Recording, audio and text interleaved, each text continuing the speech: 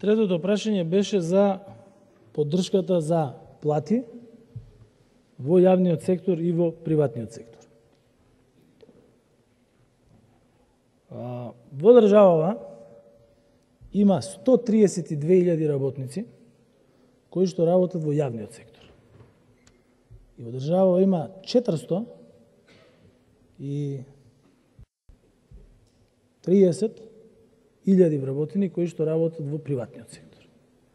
430.000 работници во приватниот сектор, ја цел живот сум работил во приватен сектор, и плаќаат платите, вклучително и на нас сите овде, на сите нас тука, ги плаќаат платите на 132.000 во јавниот сектор.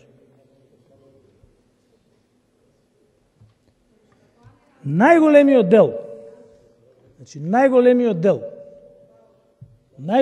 дел од оние кои што примаат минимална плата во државата работат во приватниот сектор. Значи, оние со најмали плати, кои работат во приватниот сектор, ги плаќаат поголемите плати на оние што работат во јавниот сектор.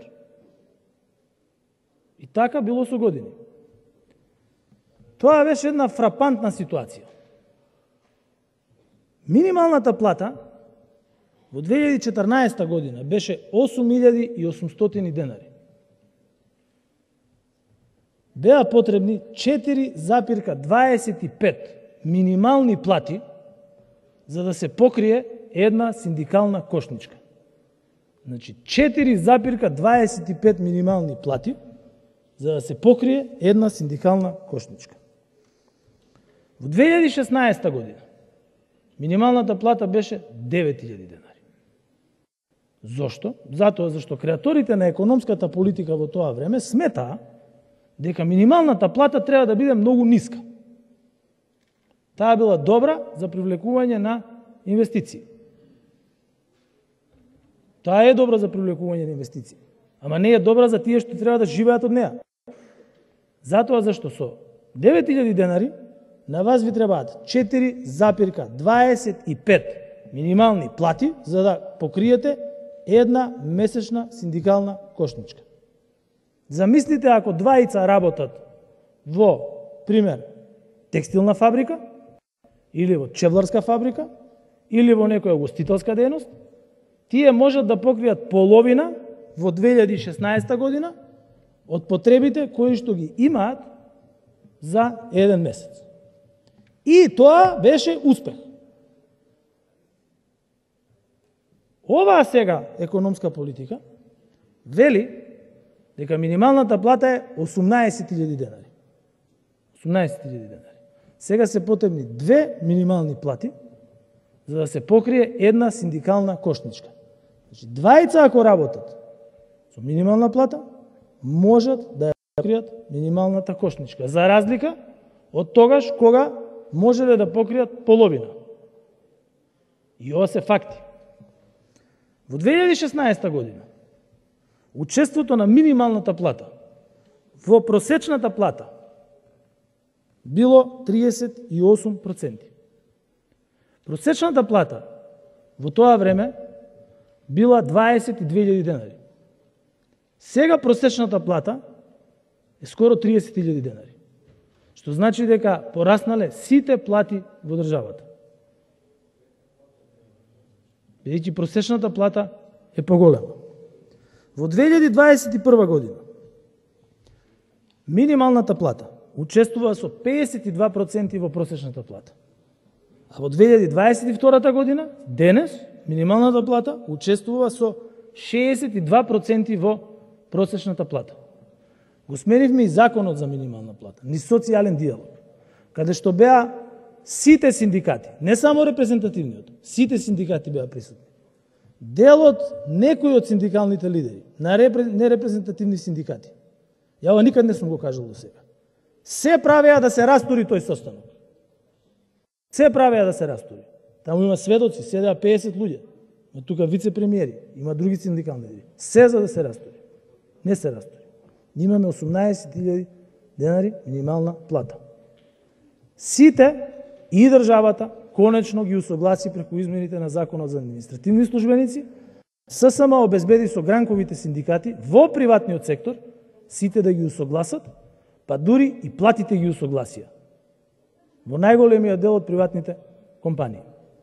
Паралелно со тоа, државата обезбеди подршка, бидејќи тоа беше прашањето, за покривање до крајот на годината на придонесите за зголемување на таа минимална плата. Второ, важечка е програмата за субвенционирање на порастот на платите во приватниот сектор, што значи дека доколку компанија реши да ја качи платата на вработените, тогаш државата учествува со субвенционирање на придонесите. Компаниите се решаваат на тоа, затоа зашто можат да ја зголемат продуктивноста, паралелно со тоа што државата им овозможува да добијат и подршка на инвестициите кои што ексклузивно порано беа само за странските инвестиции. Кога ќе зголемите нов машински парк и кога ќе имате субвенција за зголемување на платите на вработените, имате зголемување на продуктивноста. И затоа продуктивноста, производството и извозот во државата порасна, и затоа имаме економија која што 2 години е во криза и која што во третата година има перформанси според наплатата на ДДВ-то, придонесите и сите други даноци поголеми од минатата година, затоа зашто е во добра кондиција. А тоа е резултат на економските политики. Не е до цените. Затоа зашто минатата година немаше инфлација. Сите беа исти показатели. Во однос на платите, со репрезентативниот синдикат веќе е отпочнат социјален диалог за усогласување на платите во јавниот сектор. Јас неколку пати сум кажал јавно на телевизија. Ќе кажам од парламентарна говорница. Ние не можеме константно само да ги зголемуваме платите во јавниот сектор, без никакво барање кон јавниот сектор. Јас сум дел од јавниот сектор и вие сте дел од јавниот сектор, сите овде. Не може приватниот сектор постојано да го финансира тоа, а да не се зголемува продуктивноста на јавниот сектор. Значи, тие 435.000 ги финансираат сите плати во јавниот сектор. Тие. И бараат зголемување на продуктивноста и на ефикасноста на работењето. И затоа ни стои економско-социјален диалог со репрезентативниот синдикат. Прво, ќе се договори сума за зголемување. Второ, ќе се договори методологија за зголемување, кај минималната плата за прв пат имаме двоен инфлацијски фактор. И просечната плата, и зголемувањето на трошоците на живот, односно инфлацијата. Веќе нема потреба од политички влијанија за зголемување на минималната плата во иднина. Таа е дефинирана во закон.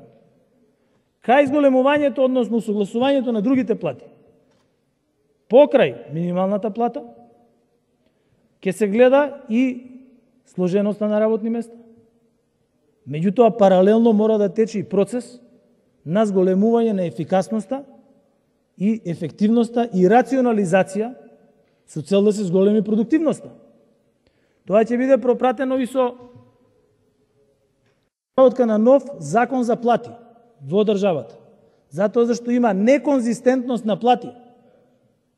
Затоа зашто постојат јавни предпријатија во кои што членови на управен одбор имаат поголема плата од претседател на држава. 20-30 години никој тоа не го погледнал. И тоа се направи заедно со синдикатите. 30 години никој не погледнал дека од претседател на држава, од претседател на Врховен суд има јавни предпријатија во кои што членови на управа имаат поголеми плати. А каков придонес имаат? Никаков. Затоа зашто се работи за јавни предпријатија кои што се загубари 30 години. Креираат загуба и добиваат плати поголеми од претседател на држава. И затоа ќе се во наредните 6 месеци ќе се работи на изработка на таков закон. И ја повикувам и опозицијата да учествува во работната група заедно со Министерството за труд и социјална политика. И последно, мора да се направи реорганизација на системите кои што не се пипнати 30 години. Тоа се јавни предпријатија кои што креираат загуба. И тоа исто така мора да се направи. За да направиме ефикасна држава, во која што приватниот сектор ќе ги добива најдобрите услуги од јавниот сектор и ќе биде секогаш способен и подобар и попродуктивен за да може тоа да го финансира и во иднина. Ви благодарам.